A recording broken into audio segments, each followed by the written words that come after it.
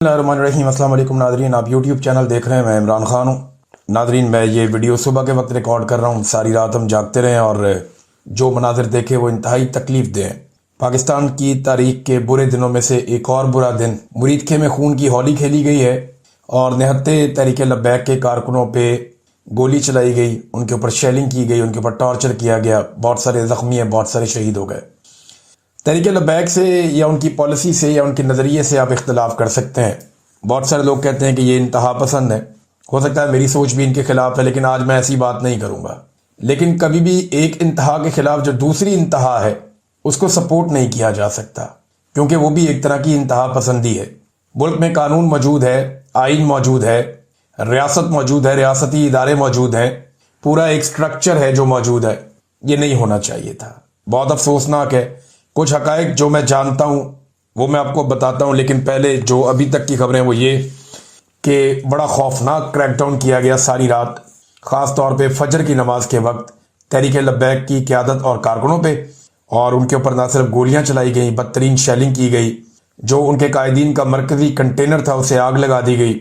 मैंने बेशुमार मनाजिर देखे हैं कि लोग सड़कों के ऊपर पड़े हैं और उनकी जान बचाने के लिए दूसरे लोग कोशिश कर रहे हैं। अभी तक मैंने खुद दर्जनों लोगों को गोलियां लगी हुई वीडियोस देखी हैं। कोई उठा कर ले जा रहे हैं, कोई घसीट कर ले जा रहे हैं, कोई जान बचाने की कोशिश कर रहे हैं, कोई घरों में पड़े हुए हैं, कोई गाड़ियों में पड़े हुए हैं। कोई समझ नहीं आ रही कि ये क्या चल रहा था। इतना जुल्म, और चारों तरफ से इन लोगों को घेरा हुआ। आईजी पंजाब खुद वहाँ पे मौजूद था। कुछ इतलात के मुताबिक वहाँ पे कुछ वज़रा और मोहसिन नकवी भी गया था और ये खून की होली खेली गई है।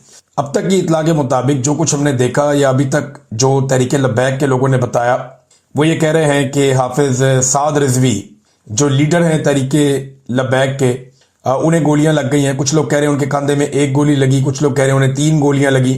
लेकिन ये बात कंफर्म है कि वो अपने कंटेनर पे बेहोश हो गए थे और वहां से जो है उन्हें पकड़ के ले गए सिक्योरिटी फोर्सेस के लोग। जबकि उनका भाई जो अनस रिजवी है, छोटा लड़का, वो भाई है उनका, वो भी कहा जा रहा है कि शदीद जख्मी है। जबकि ये भी दावा किया गया कि कुछ कायदीन और कुछ कारकुनान जो हैं वो वहां पे भी तहरीक लब्बैक के शहीद हुए हैं। तो हर तरफ लाशें पड़ी हुई थी और जख्मी पड़े हुए थे। बहुत अजीब सूरत हाल थी जो वहां से रिपोर्ट हो रही है। मैं क्योंकि खुद वहां पे फर्स्ट हैंड रिपोर्टिंग नहीं कर रहा और अब रिपोर्टर्स वहां पे मौजूद भी नहीं थे जिस तरह गोली चल रही थी। हम अभी इन्हिसार करेंगे तहरीक लब्बैक जो बात कह रही है उसके ऊपर। और तहरीक लब्बैक ये दावा कर रही है गुज़िश्ता 24 घंटों से, बल्कि इससे ज़्यादा टाइम हो गया, कि उनकी लाशें छीन ली जाती हैं, एम्बुलेंसेज में डालकर गायब कर दी जाती हैं। बता ही नहीं रहे कि उनके कितने लोग मारे गए हैं और उनकी लाशें गायब की जा रही हैं, उनके जख्मियों को गायब किया जा रहा है। बल्कि वहां पे बख्तरबंद गाड़ियां जिस तरह भाग रही थी उसमें यह दावा किया गया कि बहुत सारे लोग इन गाड़ियों के नीचे भी आ गए। ये खौफनाक मनाजिर हैं। 26 नवंबर के बाद हमने इस तरह के मनाजिर अब देखे पाकिस्तान में। इससे पहले इस तरह की चीजें हमने 26 नवंबर को देखी थी और ये इंतहाई तकलीफ दे मनाजिर हैं जो लगातार दिखाई दे रहे हैं। बहरहाल दोनों भाई जो लीडरान हैं वो दोनों गिरफ्तार हो गए हैं, सिक्योरिटी फोर्सेज उन्हें उठाकर ले गई हैं और इतला ये दी जा रही है कि दोनों जख्मी भी हैं। अब मैं आपको ये भी बता दूं कि साद रिजवी गुज़िश्ता 24 घंटों से ज्यादा हो गए हैं लगातार बार बार कह रहा था कि मेरे साथ मुज़ाकरात करो, हम टीम भिजवा देते हैं, उनके साथ मुज़ाकरात करो। बल्कि उन्होंने यहां तक कह दिया कि हम 1-1.5 महीने के लिए अपना ये मार्च मुलतवी कर देते हैं, हमें मुज़ाकरात का मौका दिया जाए, हम बाद में दोबारा आ जाएंगे और यकीन दिलाते हैं कि सिर्फ अपना एक प्रोग्राम करेंगे एक दिन का, कहीं पर भी हम धरना नहीं देंगे। वो काफी बैकफुट पर चले गए थे, उन्हें थोड़ी सी फेस सेविंग चाहिए थी और मुज़ाकरात के जरिए से एहतजाज खत्म करना चाह रहे थे। लेकिन तहरीक लब्बैक के लोगों ने मुझे बाकायदा, उनकी क़यादत ने मैसेजेस किए, मेरे पास अभी भी मेरे मोबाइल फोन में वो मैसेजेस मौजूद हैं। उन्होंने बताया कि हमें आगे बढ़ने दिया जाता है, हमें पीछे हटने नहीं दिया जा रहा, हमें धकेल कर लाहौर से निकालकर यहां तक पहुंचाया गया है और हमें घेरा जा रहा है। इस किस्म की बातें उन लोगों ने मेरे साथ की, तहरीक लब्बैक की क़यादत ने। और वो मुझे ये कह रहे थे कि हमें लगता है कि हमें ट्रैप किया गया है और हमारे ऊपर एक बड़ा ऑपरेशन किया जाएगा। फिर जो एस्टेब्लिशमेंट के अंदर सोर्सेज हैं जिन सहाफियों के, उनमें से एक से मेरी बात हुई और उन्होंने मुझे कंफर्म किया कि इमरान साहब मामला ये है कि अब तय कर लिया गया है बड़े हाई लेवल के ऊपर कि इन्हें एलिमिनेट किया जाएगा, यानी इन्हें अब रस्ते से हटाया जाएगा, तहरीक लब्बैक को, इसको हमेशा के लिए क्रश कर दिया जाएगा। ये फैसला किसी लेवल पर किया गया क्योंकि देखें अभी शहबाज शरीफ ने डोनाल्ड ट्रंप के करीब भी जाना है, तो उन्हें यह भी बताना है कि पाकिस्तान में कितनी शदीद मुखालफत हो रही। कुछ लोग ये सवाल उठा रहे हैं जिनमें अरशाद भट्टी साहब भी हैं, कुछ और मेरे दोस्त भी हैं सहाफ़ी। मुझे समझ नहीं आ रही कि वो ये सवाल क्यों उठा रहे हैं कि भाई वो ये कह रहे हैं कि जी अगर फ़लस्तीनी मान गए और अरब मान गए तो आपको क्या तकलीफ है, अब अमन मुआहदा हो गया तो आप एहतजाज करने के लिए क्यों निकले। देखिए अभी एहतजाज हुआ है बरतानिया में, इस मुआहदे के बाद 2 लाख लोग निकले हैं। साउथ अफ्रीका में आज एहतजाज हो रहा है, बहुत बड़ी तादाद में लोग वहां पे निकल रहे हैं, सिक्योरिटी फोर्सेस उनको प्रोटेक्शन दे रही हैं। डोनाल्ड ट्रंप के अमन मुआहदे के बाद यूरोप के कई ममालिक के अंदर फलस्तीनियों के साथ इज़हार यकजहती के लिए और इसराइली पॉलिसी के खिलाफ लोगों ने एहतजाज किया। लेकिन किसी भी दुनिया के एक मुल्क में मुजाहिरीन के ऊपर ऐसे गोली नहीं चली है, इस तरह कत्लो गारतगिरी नहीं हुई जो पाकिस्तान में हुई है।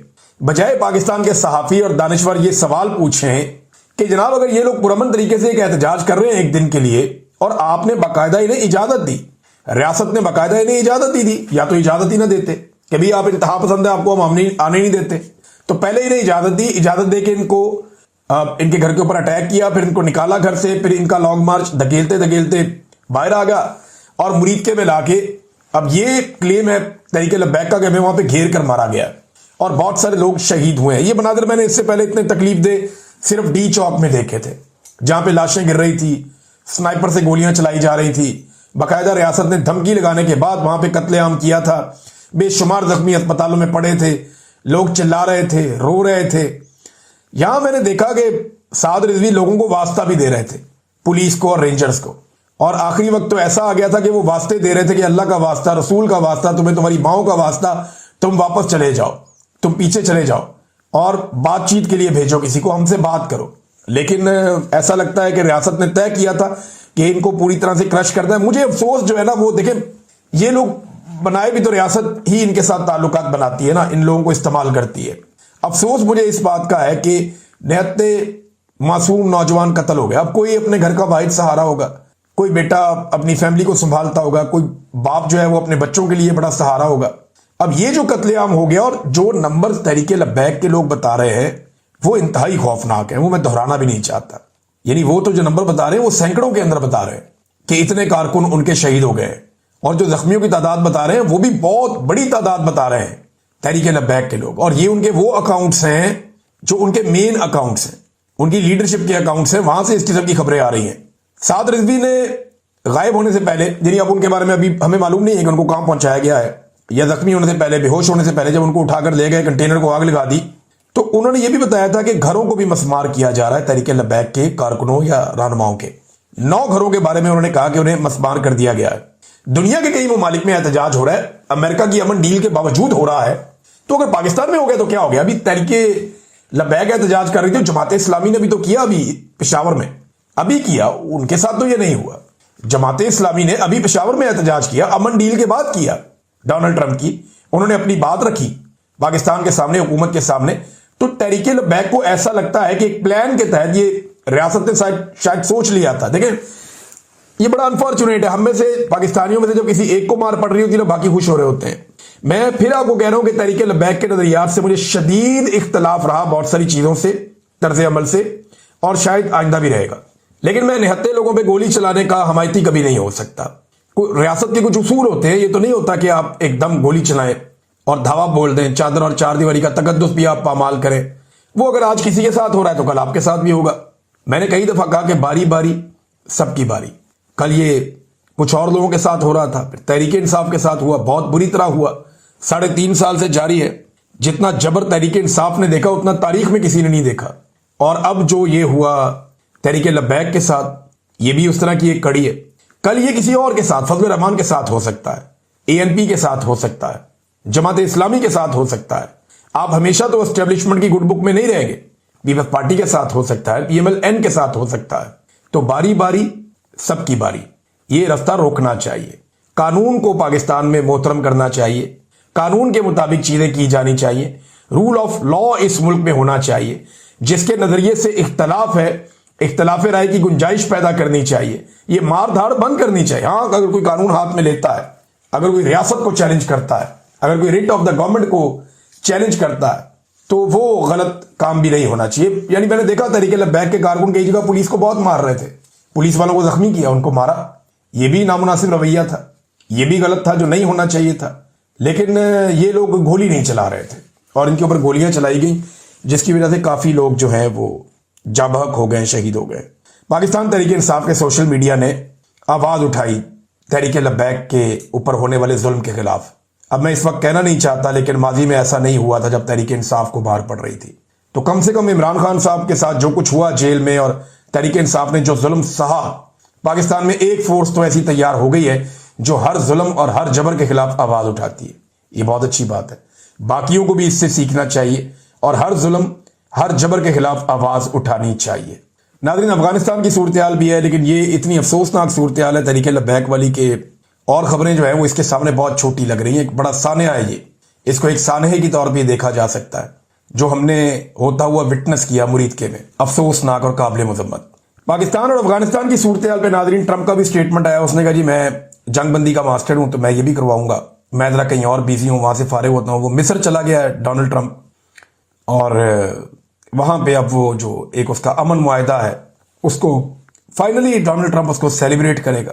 اور پاکستان نے پہلی بار جو ایک سٹیٹمنٹ پاکستان کی جانب سے جو جاری ہوا افغانستان کو لے کر، جھڑپ کے بعد جو بارڈر پہ ہماری افغانستان کے ساتھ ہوئی، دونوں کے دعوے تو اپنی اپنی جگہ پہ ہیں۔ پاکستان نے کہا کہ بہت نقصان پہنچایا افغانستان کا، اور یہ رپورٹ بھی ہوا۔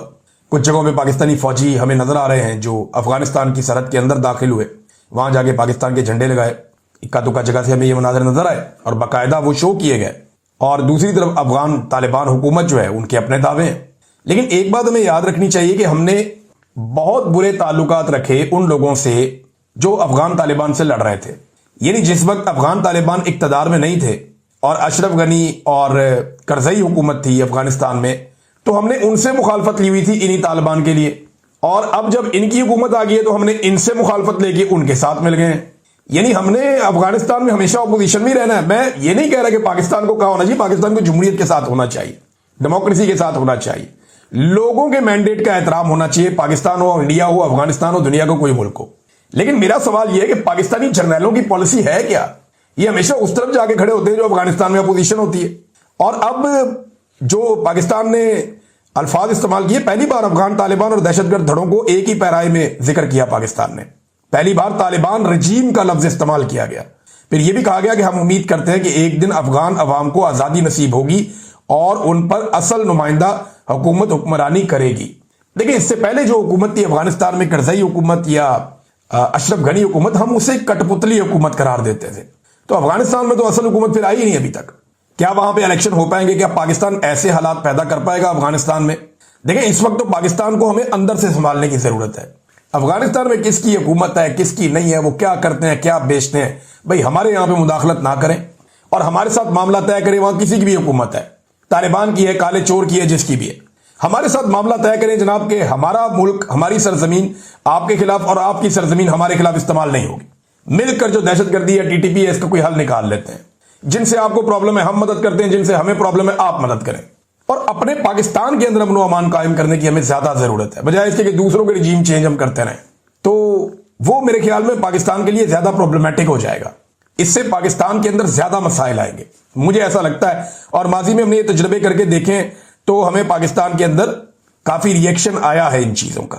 ناظرین، گنڈا پور کے دستخطوں کو لے کر کنڈی صاحب جو ہیں، گورنر فیصل کنڈی خیبر پختونخوا کے، انہوں نے عجیب و غریب حرکتیں شروع کر دی۔